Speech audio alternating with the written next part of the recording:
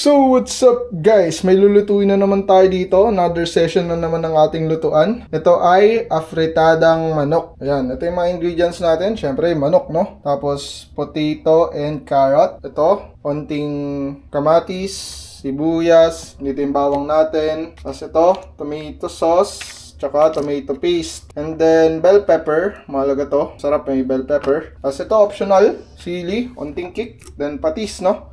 Para sa lasa. Siyempre, pepper and onting salt. Ayan, yun na mga kailangan natin dito. Makakapagluto na tayo. Tsaka water, no? Ayan, so hiwain lang natin to. And then, sisimulan na ulit natin yung pagluluto.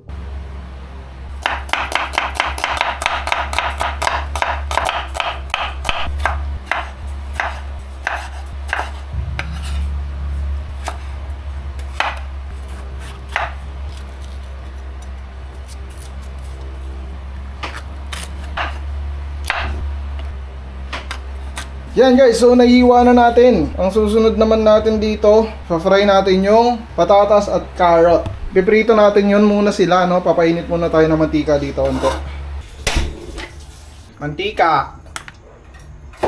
Bawasan na lang natin mamaya guys. Mainit na yung mantika, lagay mo na muna yung carrot. Tatalpik ko guys. Patatas. Awis na naman si ako. Bell pepper, sama mo na rin.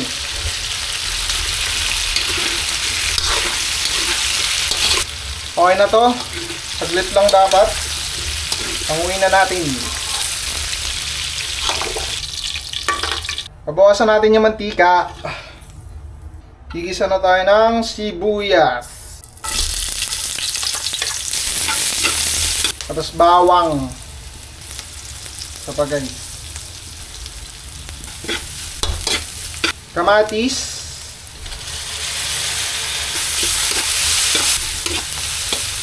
Okay, so pag medyo naluto na yung kamatis, lagay nyo na yung chicken, no? Hayaan nyo muna mag-toast onte. Halo natin.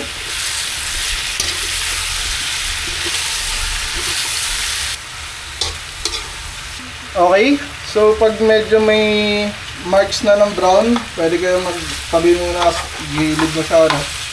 Maglagay kayo space sa gitna. Maglagay kayo tomato paste, siguro mga 1 to 2 tablespoon. Yan. Tapos chicken cubes, no? Kung wala kayong chicken broth, ito na lang gamitin nyo. Halo nyo na ulit.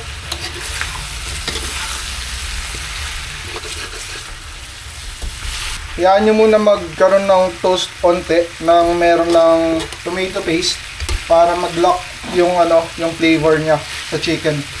Pwede mo na rin lagyan ng patis dito, no? Lagyan natin onte.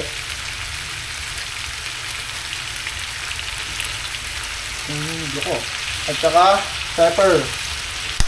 Samahan mo na pala ng onting asin lang, onti lang. Ngayon yung nahalu-haluin kasi mamaya hindi na pwede itong haluin masyado kasi malambot na yung karne. Masisira. Ngayon maglalagay tayo ng tubig. So nagpainit na ako ng water dito. Hanggat mag-submerge halos lahat, no? Yun na lang yung medyo masabaw. Masarap masabaw to eh. Yun. Yan, tapos hayaan nyo muna mag-simmer for about 10 minutes lang. So takpan nyo, no? Para matrap yung heat sa loob, mabilis maluto. Yan. Takpan ulit natin. Wait natin yung 10 minutes matapos. Okay, so after 10 minutes, check.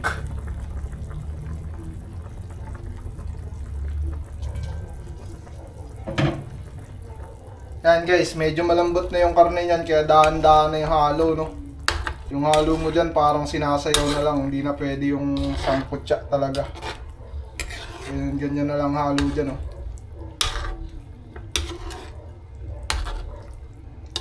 Kung gusto mo mag-reduce yung sauce, hayaan mo siyang mag-boil muna nang hindi nakatakip, no? Ayan, hayaan mo muna siya na ganyan for 5 minutes. para mawala yung konting water mag-evaporate.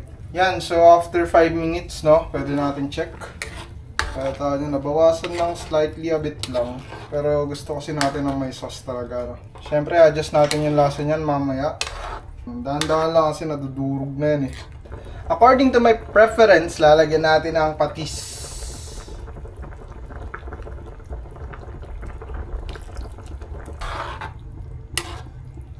Yan, so lalagay na natin yung carrots and patatas. Saka bell pepper.